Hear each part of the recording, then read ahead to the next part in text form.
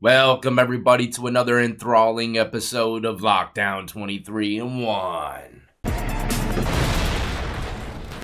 Enthralling, I don't even know if that's a word, but we're gonna make it work today, huh? Anyways, I got a lineup of clips coming your way that's gonna blow your mind. Lockup and crime related, of course, so if this is what you're into and you're new, gotta hit that like, subscribe, notification bell before you leave, and check out my playlist with many more videos for you to start watching today. So for the first clip, we got ourselves Mr. Jinnkid. I don't know if you remember this individual, but we covered a story on him in the past, a former TikTok star. He ended up killing his girlfriend and her new boyfriend. Well, it might have been his wife, I'm not quite sure. I know they were kind of going through a separation, and he left some kind of microphone device, I think a separate phone, inside of the apartment where his girl was staying, and he heard a man in the background. Decided to go over to the apartment, ends up killing both of them. But it's wild to see this because I used to watch him before he was ever charged with anything. He had a lot of fans. He let jealousy, anger, and whatever else might be going through his mind get to him. But today a jury's going to read him his fate. And I want you to look closely at his body language. He doesn't have the typical body language of someone that knows for sure they ain't never coming out of prison. Or knows for sure they're getting the death penalty. He actually looks like he has a lot of hope that he might beat this. But that's just me, I'm self-proclaimed body language expert reader. Self-proclaimed.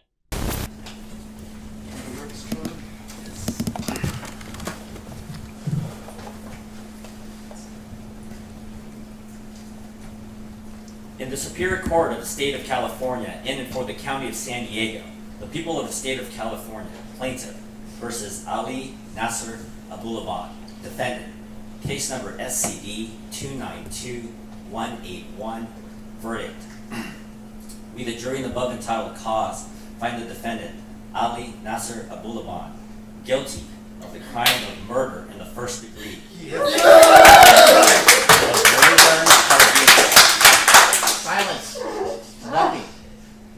Of Rayburn Cardenas Baran in violation of Penal Code Section 187. I've been in the courtroom quite a bit in person and in the digital realm with y'all, and I've never heard an applaud that loud. The people in the back want this guy smoked from head to toe.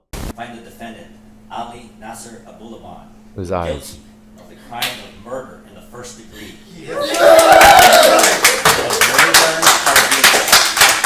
Silence. Nothing. I like to put myself in everybody's shoes and just imagine the new boyfriend. He shows up to the girl's apartment, ready to, chill and relax. Next thing you know, you got homeboy here kicking in the door with a gun. That would have been the most terrifying situation of my life, man. I would have been like, woman, why'd you call me here? Another assumption of mine, man. I feel as though this guy thinks he is just completely innocent. I've watched a little bit more of the case other than the sentencing, and it's like he has no kind of remorse, really. Even if he might say it, he really doesn't. But if I were to guess, he's probably going to appeal it. I'm not quite sure. I know some states, if you take a jury trial, there's no appealing it. So we'll see. Of course, I'll give you an update as soon as one comes out.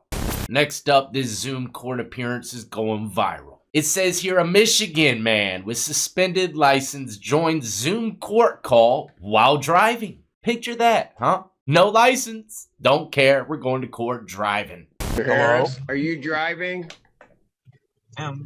Actually, I'm pulling into my doctor's office, actually. So just give me 1 second. I'm parking right now. Okay. Oh, man. So maybe I don't understand something. No, you do, This sir. is a driving while license suspended, That is correct, Your Honor. and he was just driving, and That was a simulator. he didn't have a license. VR, sir. Oh, That is with the charges, Your Honor, yes. No, I'm looking at his Yes. record. He doesn't have a license. Oh, my God. He's suspended, and he's just driving. That is correct, Your Honor. I don't even know why he would do that. Hit him with a So warning. defendant's bond is revoked in this matter. Ah. Defendant is turning himself into the Washington County Jail by 6 p.m. today. Oh, smoked. Maybe he just honestly forgot. He's caught up in his mind trying to hurry up, get to work. He has court, but he forgets that's for suspended license. Maybe he has some other tickets for jaywalking or something, thought it was one of those. Obviously, he's not walking, so he would have beat them. I don't know, I'm just trying to think outside the box because I can't see why anybody would do this on purpose. Unless they wanted a break from the old lady and the kids, take a little vacay for a couple months in the misdemeanor pod. Oh, yeah, other than that, I mean, this guy had to have forgotten. Or he's mentally unstable. Forgot about that equation. I wish him the best of luck, though, even though I know he's gonna get smoked. Alright, so the next clip is titled Police Officer Resigns After Getting Locked in the Back Seat with a Female Detainee. How did he get in the back seat to begin with? What's he doing back there? She was already restrained and in the back seat as he started driving. Was she choking on something? He had to get back there and try to help her out? I highly doubt it if he resigned. Homeboy was talked out his draws like Bobby Red from D Block. Just an assumption of mine. Okay, we're just gonna go to my car right here, okay? Follow me. Is this car good? On the other side of my car.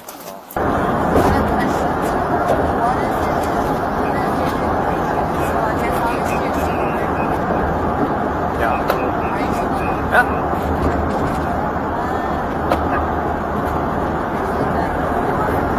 Well, you're not. Well, I can't hear you now.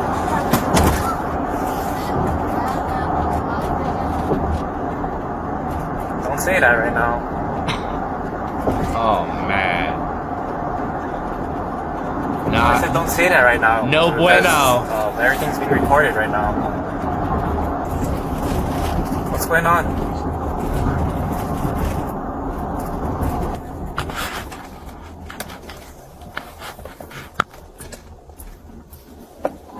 Hear how he said, "What's going on? What are you doing?" And then he reaches for his body camera, I'm guessing, turns it off. Was to say the cruiser's GPS officer, hair slow down, a residential street eventually coming to a stop.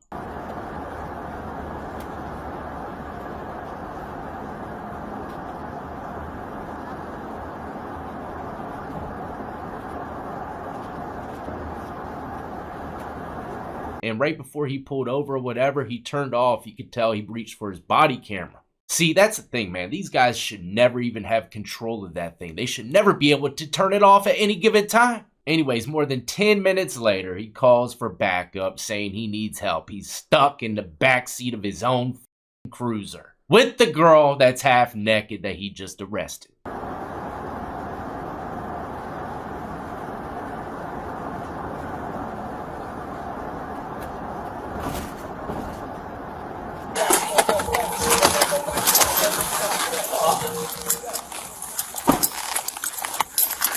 Wow.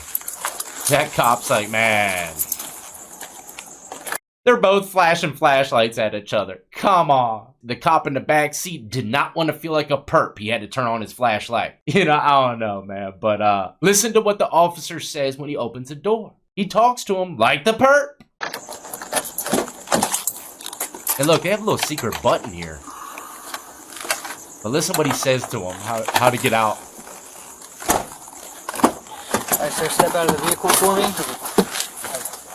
Why does he run out like that? Like he's about to get attacked or something. But did you hear what the officer said? All right, sir, go ahead and step out the vehicle for me. He didn't say, hey, bro, what the f are you doing? Get the hell out the unit, man. What happened? And as you can see, the young lady in the back seat, cuffed up.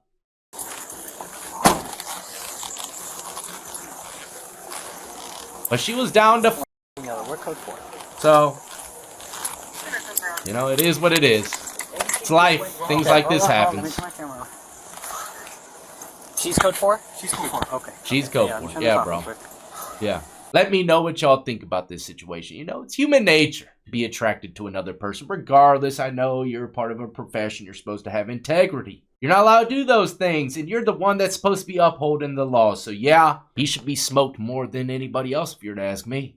Next up, we got probably one of the pettiest thieves around town. And it's not just him, it's many people, including myself when I was younger. I've done a couple shenanigans like this. Calling out a pack searcher. What's a pack searcher? It's when you open up all the cards and take the rare ones only. That's it. You leave the card package and the rest of the cards there. It looks like you didn't take nothing. In other words, he's a fucking magician. But can you imagine these kids probably saved up that $10 for that pack of cards for the last month cutting grass? Take it home and have no idea that all the rare ones been snatched by Mr. Blue here. Just thought they got a bad pack. Sad, man.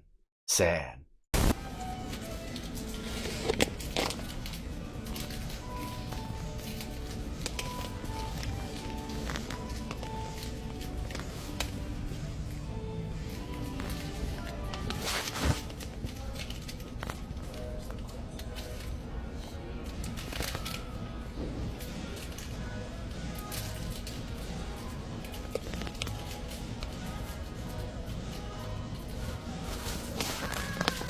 Ruining the hobby. Searching type. Jackass. He said you're ruining the hobby, man. Bro said, fuck you. Ruining the hobby. Searching type. Jackass. No shame in his game. I bet he left that sector pretty quick, though. Now, last but not least, this is not a clip, unfortunately, but it is an update to a very popular story. Mr. Alex Murdaugh. I don't know if you remember the video I did on him being sentenced and what he did, but he was found guilty for killing his son and wife. Not to mention a bunch of other financial schemes and stuff that he was caught up in, but he's in a South Carolina prison now, and it seems like he's doing all right for the most part. But he got into a situation inside the cell block, but with who is absolutely insane. It says here that Alex Murdaugh was awaiting trial for 2021 murders of his son and wife when he got into a fight with the convicted sex offender, Robert Drayton. Alex Murdaugh stuck up for his niece when he got into a jailhouse brawl with a fellow inmate who was ultimately convicted of sexually assaulting her when she was in college. Picture that, to be put into the cell block with the same individual that sexually assaulted your niece. It goes on to say that Alex, 55, got into a brawl with Robert Drayton, 42. Drayton was arrested in May 2021 for breaking into Mary Elizabeth's apartment at 4 a.m. on April 2021. He broke her nose and sexually assaulted her before she was able to escape. In 2023, he was sentenced to life in prison for first-degree burglary and 30 years each for kidnapping and criminal sexual conduct. But this is the thing, it says the jailhouse fight allegedly erupted when Drayton confronted Murdaugh.